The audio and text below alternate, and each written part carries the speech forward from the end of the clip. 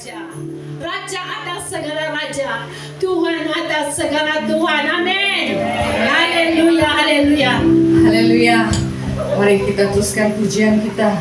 Siapa yang merasa bahagia pada hari ini, mari kita beri salaman kepada teman-teman kita dan mengatakan selamat hari Natal. Karena kita pada hari ini merasa gembira, karena kita tidak lama lagi kita akan merayakan Natal. Seperti pujian yang kita bawa pada hari ini, yaitu hari yang berbahagia.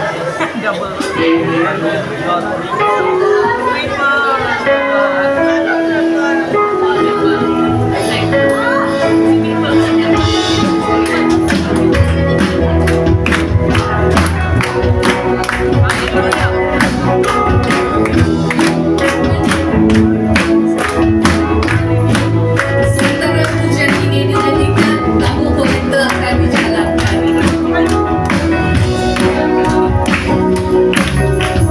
Hari yang berbahagia, oh hari yang bergembira. Semua umat manusia yang ada dalam dunia datang dengan ucapan selamat, selamat, selamat, selamat. Kami tidak ketinggalan mengucapkan pujian sungguh kehadiran Allah Bapa Pencipta semuanya yang mengutus anaknya ke dalam dunia. Selamat, selamat hari Natal. Mari sambut kedatangannya. Selamat, selamat bergembira. Yesus telah datang ke dunia. Hari yang berbahagia, oh hari yang bergembira. Semua umat manusia yang ada dalam dunia datang dengan ucapan selamat, selamat, selamat, selamat. Kami tidak ketinggalan mengucapkan pujian sungguh kehadiran Allah Bapa Pencipta semuanya ada yang mengutus anaknya ke dalam dunia. Selamat, selamat hari Natal. Mari sambut kedatangannya. Selamat, selamat bergembira. Yesus telah datang ke dunia. Yesus telah datang ke dunia. Yesus telah datang. Yesus telah datang ke dunia.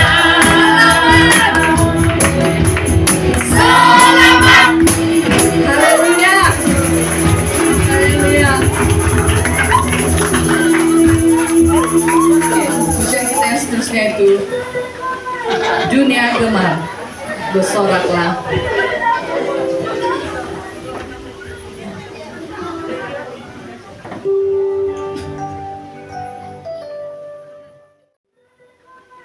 Dunia gemar, bersoraklah.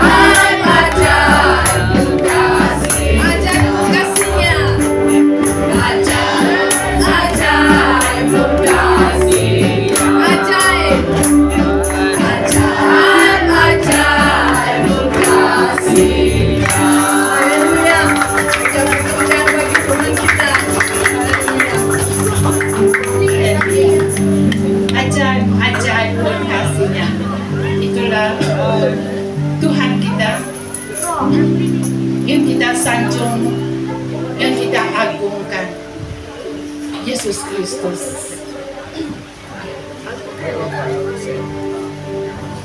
Mari kita berdiam sejenak.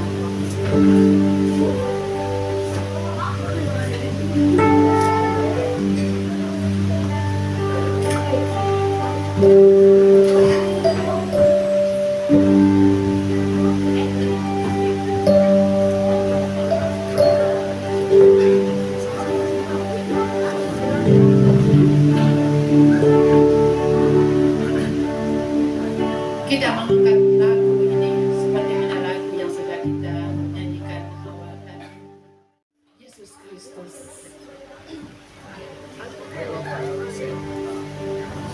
Mari kita berdiam sejenak.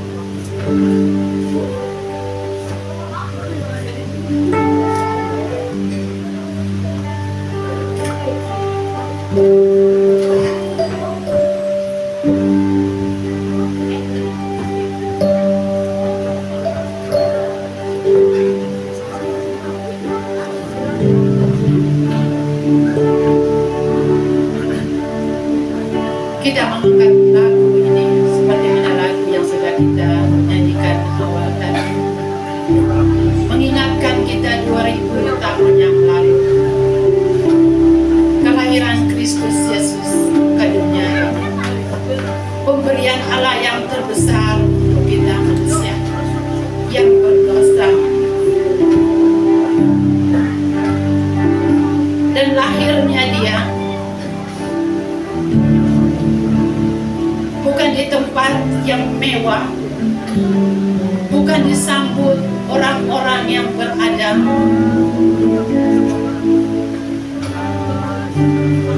tetapi dalam keadaan yang sangat-sangat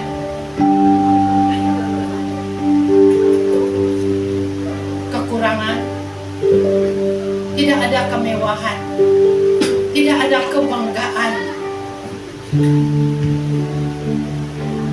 dan itulah kelahiran Kristus Yesus yang memberikan kita dan membawa kita kepada satu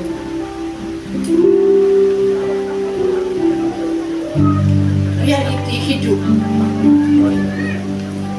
untuk kita menghidupi itu di dalam kehidupan kita pada saat ini. Dia yang begitu mengasihi kita.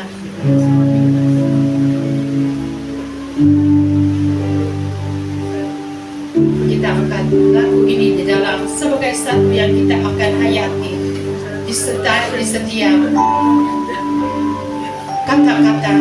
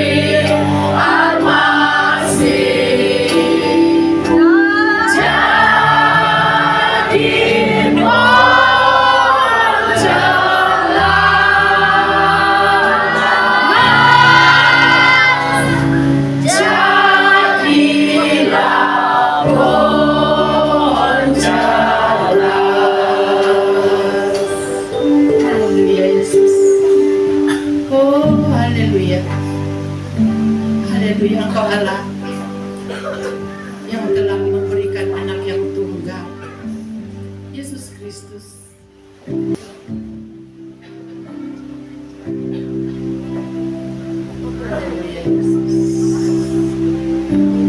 Karena kelahirannya memberi terang baru untuk kita. Kelahirannya memberikan kita keselamatan. Dan itulah keajaibannya Yesus di dalam kehidupan kita.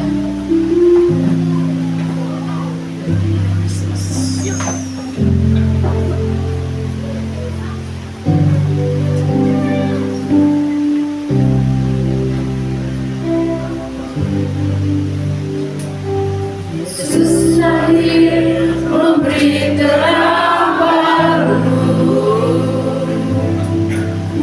Yesus lahir memberi keselamatan. Tiada dapat ku berikan selain semua hidupku. Kau Yesus, Tuhan dan Rajaku. Yesus lahir memberi terang baru. Yesus lahir memberi keselamatan. Tiada dapat ku berikan selain semua hidupku. Kau Yesus, Tuhan dan Rajaku. Yesus, oh Yesus, Kau terbesar di dalam hidupku. Yesus, oh Yesus, ku tinggikan namamu, Raja segala raja di bumi. Raja segala raja di bumi.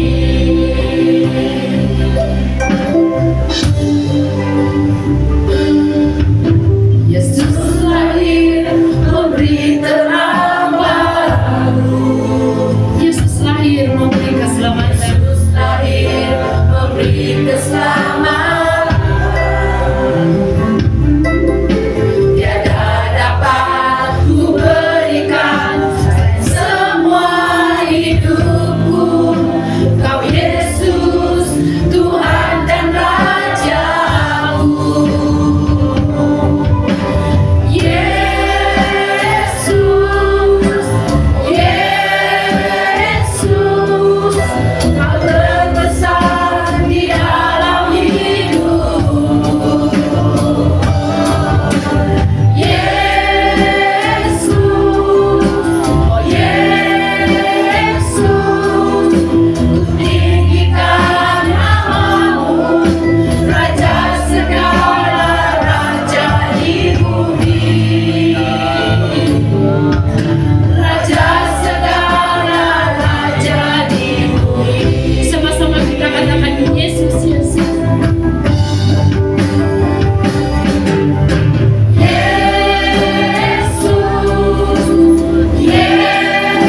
Yesus, Kau terbesar di dalam hidupku. Yesus, Yesus, ku tinggikan namamu, Raja segala raja di bumi. Raja segala raja di bumi.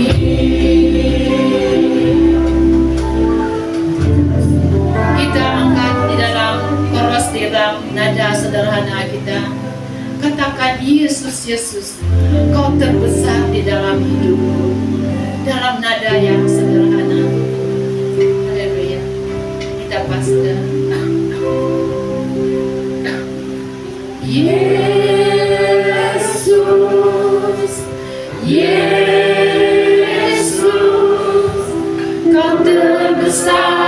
di dalam hidupku.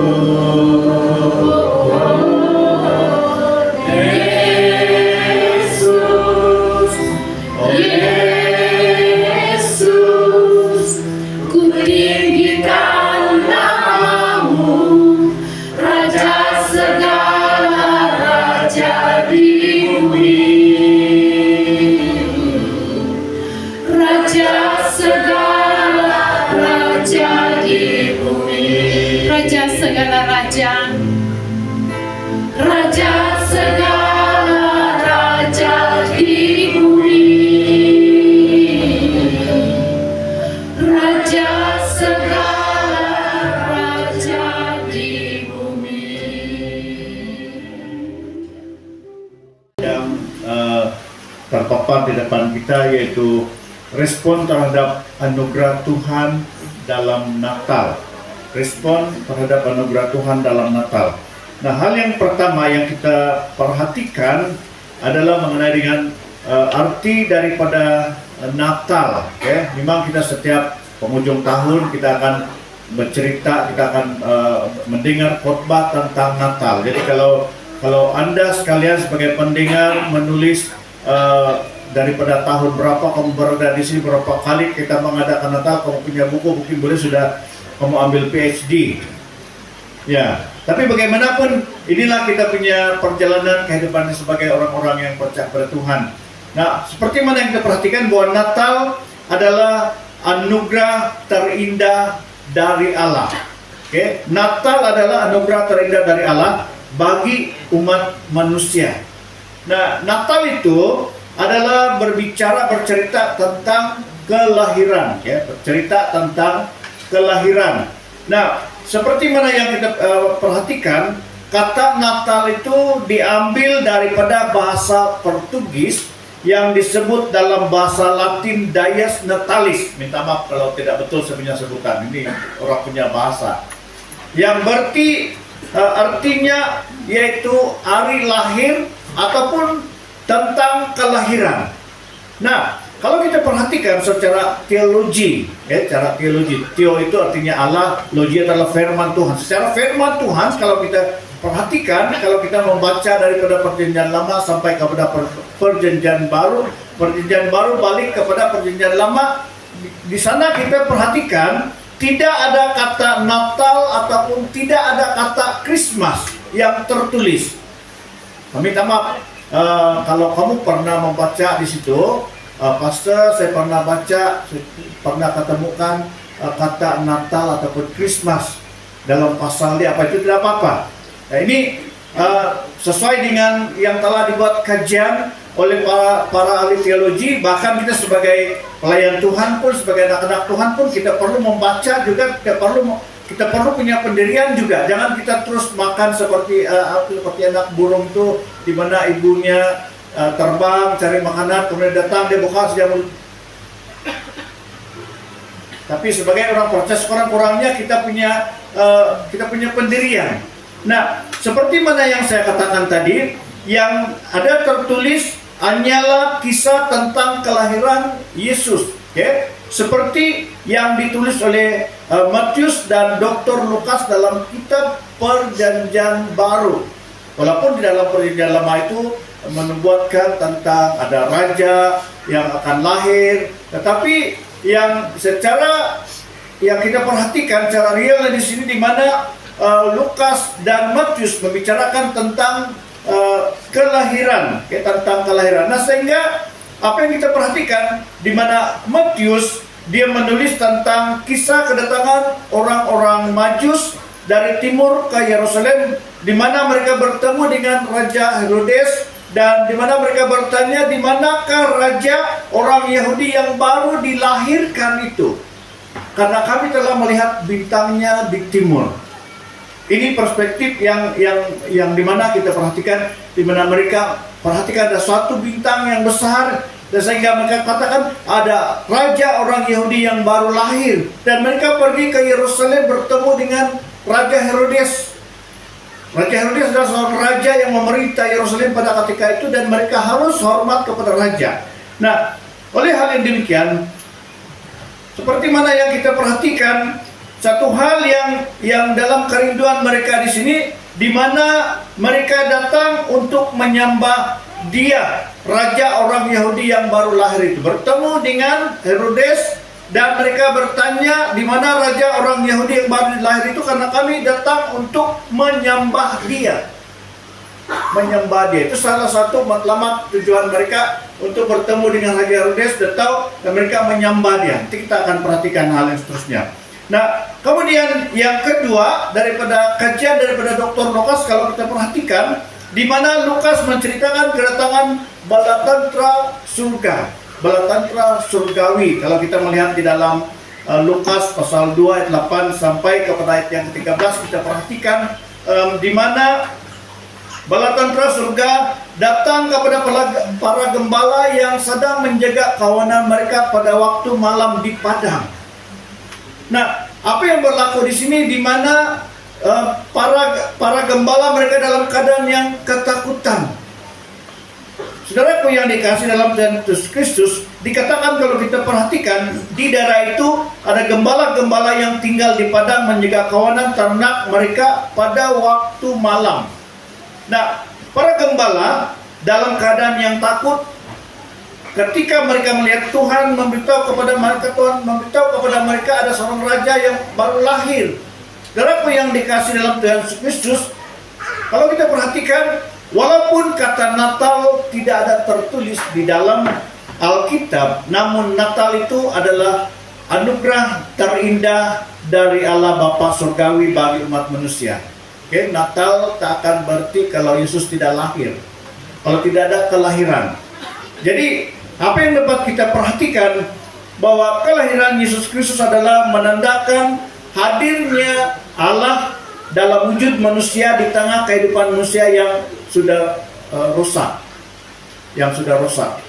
Nah, dalam Matius pasal 1 ayat 21, Ia akan melahirkan anak laki-laki dan engkau akan menamai dia Yesus, karena dialah yang akan menyelamatkan umatnya dari dosa mereka. Ini yang dikatakan oleh malaikat, yang disampaikan oleh malaikat melalui yang ditulis oleh Dr. Lukas. Saudaraku yang dikasih dalam Tuhan Yesus Kristus, kalau kita perhatikan dalam pembahasan tentang tema Natal yang kita bahas sebentar tadi, apakah yang dimaksudkan tentang respon terhadap anugerah Tuhan dalam Natal? Jadi kita akan perhatikan beberapa perkara yang kita lihat di sini. Yang pertama, daripada definisi tentang respon. Respon itu menurut kamus saya menemukan adalah reaksi, tindakan atau jawaban. Reaksi, tindakan atau jawaban. Itu yang dimaksudkan respon terhadap anugerah Tuhan dalam Natal. Nah, manakala kata anugerah daripada bahasa asli Yunani ini disebut charis, bukan charisat. Charis yang berarti kasih karunia. Kalau dalam bahasa Inggris dia grace. Nah, ditinjau dari sudut kristologi. Kristologi itu adalah berbicara tentang ilmu tentang Tuhan. Ditinjau dari secara kristologi, yang kita perhatikan, kasih karunia bermaksud kemurahan hati Allah. Kasih karunia itu bermaksud kemurahan hati Allah yang diberi kepada orang-orang yang tidak layak menerimanya. Siapa yang tidak layak menerimanya adalah kita sebagai manusia yang berdosa. Nah, walau bagaimanapun, seperti mana yang kita perhatikan di sini, bahwa istilah anugerah ini dipakai untuk mengungkapkan sikap hati Allah yang menyediakan keselamatan bagi kita umat manusia.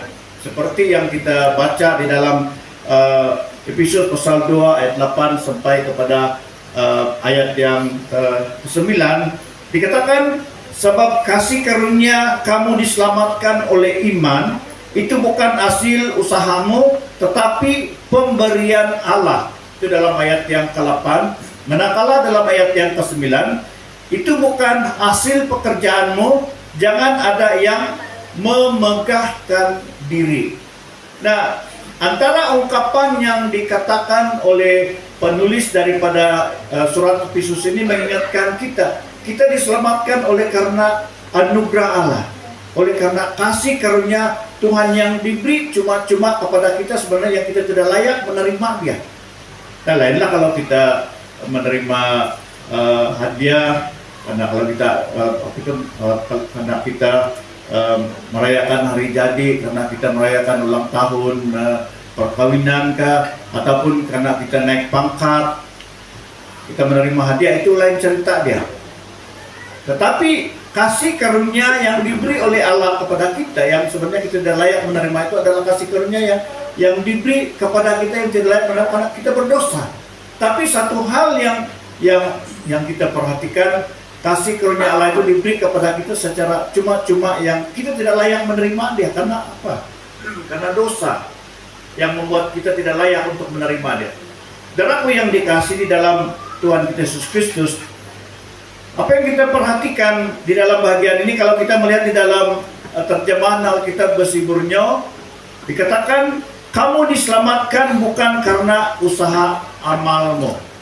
Oke? Jadi dia jelas sedikit di sini.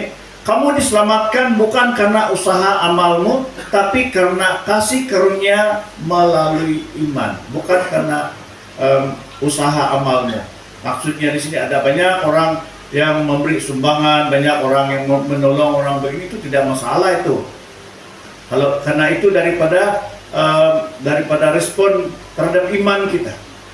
Tetapi kalau kita menolong seseorang, kalau kita memberi orang sesuatu, menolong orang dalam kesusahan supaya kita diselamatkan, itu yang dimaksudkan tidak ada makna, bukan karena amal kita diselamatkan, bukan karena amal kita.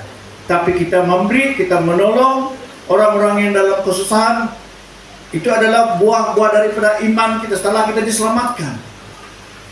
Darahku yang dikasih di dalam Tuhan Yesus Kristus. Mari kita lihat bagaimana cara Allah memberi atau menyatakan kasih karunia-Nya kepada manusia.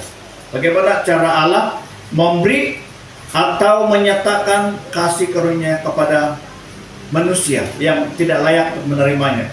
Nah, kalau kita melihat di dalam Yohanes 3 ayat 16, di mana Allah mengambil inisiatif. Allah mengambil inisiatif seperti yang kita katakan bahwa di mana dia mengutus anaknya Yesus Kristus ke dalam dunia ini supaya barang siapa yang percaya kepadanya tidak binasa melainkan beroleh hidup yang kekal. Jadi maksud saya ambil kata di sini Allah mengutus atau mengarunia.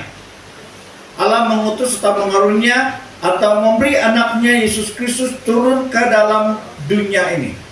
Darahku yang dikasih dalam Tuhan Yesus Kristus untuk menyampaikan intisari tentang keselamatan Allah kepada manusia. Kalau kita perhatikan di dalam Perjanjian Lama, di mana Allah memakai mulut dan lidah para nabi untuk menyampaikan nubuat kelahiran Mesias atau Raja Damai.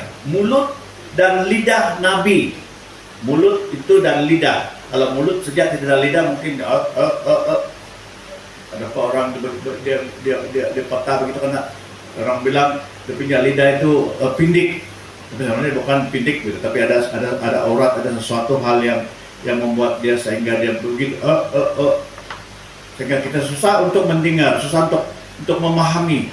Tetapi yang dimaksudkan saya di bagian ini, di mana Allah memakai mulut dan lidah para nabi untuk menyampaikan nubuat kelahiran Mesias ataupun Raja Damai, seperti Nabi Mika, seperti Yesaya dan beberapa nabi-nabi lain yang mengingatkan kita ada nabi besar, ada nabi kecil, dan itu Allah memakai mereka sebagai lidah dan mulut Allah untuk menyampaikan misi tentang kelahiran Raja Damai, untuk menyampaikan anugerah Allah itu.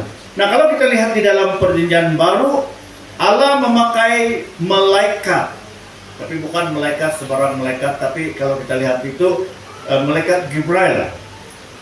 Kalau kita belajar tentang malaikat, ada tingkatan-tingkatan malaikat.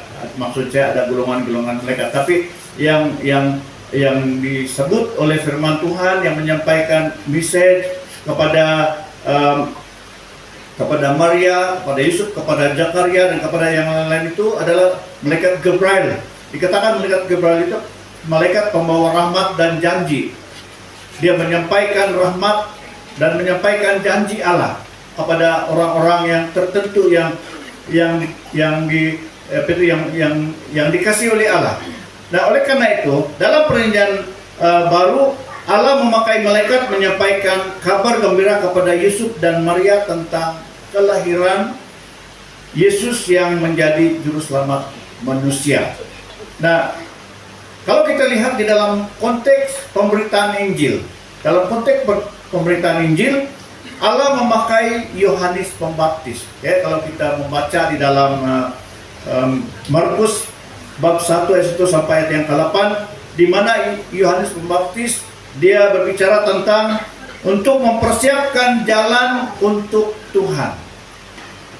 Mempersiapkan jalan untuk Tuhan. Sebenarnya Yesus sudah lahir pada masa itu dan dia yang membaptis Yesus. Nah, oleh karena itu, di mana satu hal yang dikatakan di sini, dia berseru di padang gurun, dia tampil di padang gurun, kemudian dia berseru, bertobatlah dan berilah dirimu dibaptis dan Allah akan mengampuni dosamu. Bertobatlah dan berilah dirimu dibaptis. Ya, bukan dibaptis dulu baru bertobat. Bertobat artinya mengakui segala dosa, pelanggaran kita dan meninggalkan segala kehidupan lama kita, lalu kita memberi diri kita dibaptis dan dosa kita diampuni oleh Tuhan.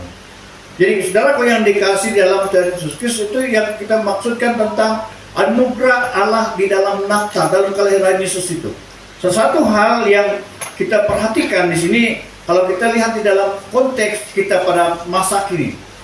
Konteks kita pada masa kini, dia bukan lagi memakai nabi-nabi yang ada dalam perjanjian lama, dia bukan lagi memakai malaikat, dia bukan memakai siapa-siapa, tetapi yang pertama yang kita perhatikan dalam konteks gereja Tuhan masa kini, di mana Allah memakai pertama gereja Tuhan dan orang percaya. Bukan hanya kepada pastor, bukan hanya kepada pemimpin-pemimpin gereja, tapi kita yang sudah percaya. Nah, kalau kita lihat di dalam Yohanes 1 ayat 12, semua orang yang menerima dia diberinya kuasa supaya menjadi anak-anak Allah. Jadi kalau kita diberi kuasa menjadi anak-anak Allah, kita boleh berdoa tumpang tangan untuk orang yang sakit, orang sakit akan sembuh. Dan kita berdoa mengusir iblis, iblis akan lari. Bukan karena kehebatan kita, tapi karena Allah menyertai kita, karena Allah mengurapi kita. Ada amin? Inilah yang kita perhatikan, di mana Allah bukan bukan Allah kembali memakai malaikat, nabi-nabi, tetapi dalam konteks kita pada masa sekarang adalah gereja Tuhan. Dalam konteks kita pada masa ini adalah orang-orang percaya, termasuk semua kita yang sudah percaya kepada Tuhan Yesus Kristus. Nah, apa respon manusia? Kalau kita perhatikan, apa respon manusia pada masa kini terhadap anugerah Allah dalam Natal? Saudaraku yang dikasih dalam Tuhan Yesus Kristus, yang pertama yang kita perhatikan, ada yang menolak Natal itu dengan berbagai alasan. Menolak Natal dengan berbagai alasan, kesibukan dan lain-lain. Maksudnya di sini, oh tahun ini kami tidak bernatal, ini kami sibuk. Apa sibuk kok? Oh, saya baru kawin begini. Ada yang baru kawin kan tidak perlu perayaan Natal. Tunggu nanti tahun depan dia lahir, anak istri dia mengandung, kemudian melahir, lalu anak dia diberi nama Maria, kalau laki-laki perempuan. Kalau wanita diberinya siapa? Yusuf atau Joseph, Mary atau Maryam. Ya, biasanya kalau dalam suku Lundaya, suku Murut, mereka selalu bagi nama Maryam. Ya, Maryam itu daripada Mary kan, daripada Maria juga. Jadi sama juga kalau kita ada 3 orang anak perempuan, Maryam, Mary, siapa lagi? Maria, sama juga. 3M, wih bagus loh. Kalau 5 kasih 1 Joseph, kasih 1 Yusuf. Wah, sekeluarga lah mereka ini. Jadi kalau ada anak mereka, si Joses namanya, bukan Yesus, Joses. Ini pandai-pandai ya. Kami yang bujang itu, kamu tahu lah. Ya, jangan bagi nama-nama yang Kalau waktu saya buat ini kelas pembaptisan, saya tidak dapat hafal ini nama anak-anak. Bukan saya persalah kamu, minta maaf ini. Lampau panjang nama, saya punya cucu pun saya tidak dapat ingat itu. Panjang udah punya nama kan. Kalau mereka tanya kami sebagai ibu bapak kan, boleh juga bagi. So kan pakai nama ini pun yang kita pun cantik juga sebenarnya. Tapi itu mereka punya hal. Tapi cuma kita susah sebut dia, susah ingat. Tapi bagaimanapun, seperti mana yang kita perhatikan respon manusia terhadap anugerah Tuhan melalui kedatangan Yesus, di mana menolak Natal dengan berbagai alasan, kesibukan dan lain-lain. Sama halnya kalau kita perhatikan dalam kisah kelahiran Yesus. Dalam kisah kelahiran Yesus sebelum Yesus lahir, di mana dalam kisah hal-hal yang berlaku di sini, di mana menghadapi penolakan. Penolakan yang pertama ditolak oleh Yusuf waktu Yusuf tahu bahwa tunangnya Maria mengandung. Lalu dia diam karena dikatakan oleh firman Tuhan, Yusuf ini seorang yang baik hati dan dia tidak mau memalukan Maria di muka umum. Dia diam-diam mencari jalan penyelesaian, mau menceraikan, mau memutuskan hubungan pertunangan dia dengan Maria. Tapi waktu dia menimbang hal-hal itu, dia berpikir, tiba-tiba malaikat Tuhan muncul di dalam tidur kan, dalam mimpi dia. Lalu dia kata, Yusuf anak Daud, janganlah kau takut mengambil Maria menjadi istrimu, yang sesungguhnya Maria ternyata mengandung pada Roh Kudus. Nah, oleh karena Yusuf seorang yang baik hati, apa yang dia lakukan? Apakah dia teruskan rancangan dia itu? Tidak. Karena dianggap itu satu anugerah Allah kalau dia menjadi bapa kepada Yesus secara jasmani. Lalu dia bangun dan mengambil Maria menjadi istrinya yang sungguh. Selain daripada itu, waktu mereka dalam pemerintahan Kaisar Agustus, waktu mereka diperintah untuk balik ke negara mereka untuk ada satu sensus, ada satu pendaftaran. Waktu itu kita perhatikan di mana Maria dalam keadaan yang sudah mengandung tua, yang tunggu hari saja untuk melahirkan. Nah, di mana tiba-tiba Maria dia sakit bersalin dan mereka mencari tempat untuk mereka bermalam untuk melahirkan, tidak ada tempat. Dikatakan ditolak oleh penginapan. Nah, sehingga berlakunya kelahiran di kandang binatang yang menjadi suatu kebanggaan bagi kita. Meskipun Yesus dilahirkan dalam kandang binatang, tapi itu melambangkan kesederhanaan Yesus di mana dia turun ke dalam dunia ini mengambil rupa sebagai manusia yang berdosa, dan bagaimana dia dapat menyatakan kasihnya kepada kita. Saudaraku yang dikasih dalam Tuhan Yesus Kristus, selain daripada juga kalau kita perhatikan juga tentang Raja Herodes, kedatangan orang Majus datang ke Yerusalem bertanya kepada Herodes, di manakah raja orang Yahudi yang baru lahir itu. Dan Herodes kumpulkan semua imam-imam kepala dari ahli Taurat dan termasuk orang-orang